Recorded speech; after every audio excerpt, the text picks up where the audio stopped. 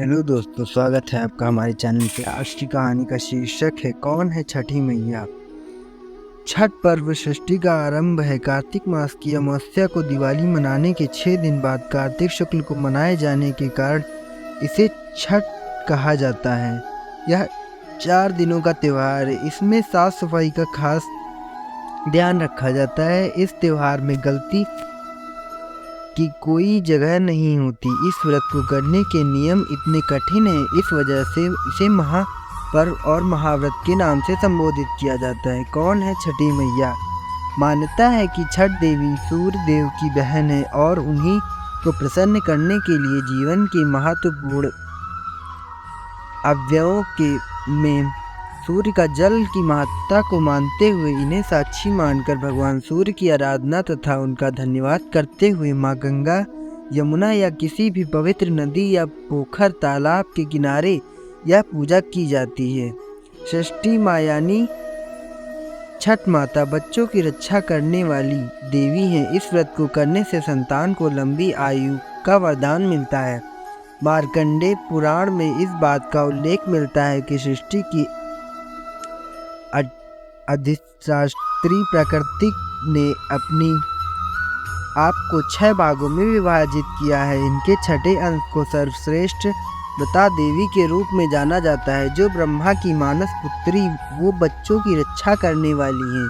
कार्तिक मास के शुक्ल पक्ष के षष्ठी को इन्हीं देवी की पूजा की जाती है। शिशु के जन्म के 6 दिनों बाद इन्हीं देवी की पूजा की जाती है। इनकी प्रार्थना से बच्चे को स्वस्थ सफलता और दीर्घायु होने का आशीर्वाद मिलता है। पुराणों में इन्हीं देवी का नाम कात्यायनी बताया गया है, जिनकी नवरात्रि की षष्ठी तिथि को पूजा की जाती है।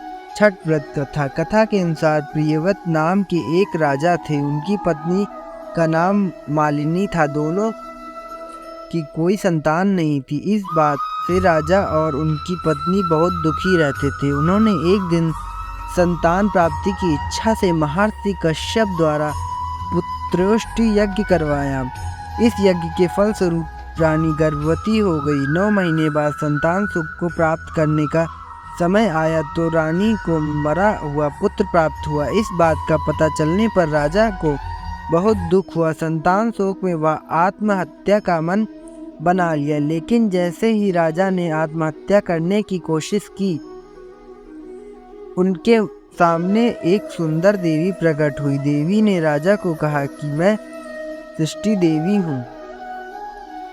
मैं लोगों को पुत्र का सौभाग्य प्रदान करती हूँ। इसके अलावा जो सच्चे भाव से मेरी पूजा करता है, मैं उसके सभी प्रकार के मनोरथ को पूर्ण कर देती हूँ। यदि तुम मेरी पूजा करोगे तो मैं तुम्हें पुत्र रत्न प्रदान करूँगी। देवी की बातें से प्रभावित होकर राजा ने उनकी आज्ञा का पालन किया।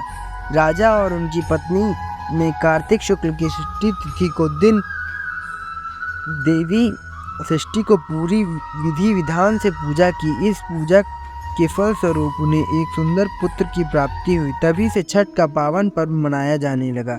छठ व्रत के संदर्भ में एक अन्य कथा के अनुसार जब पांडव अपना सारा राजपाट जुए में हार गए, तब द्रौपदी ने छठ व्रत रखा। इस व्रत के प्रभाव से उनकी मनोकामनाएं पूरी हुई तथा पांडवों को राजपाट वापस मिल गया। धन्यवाद दोस्तों। अगर आपको हमारी कहानी अच्छी लगी हो तो हमारे चैनल को सब्सक्राइब और लाइक करके जाइएगा। Thank you.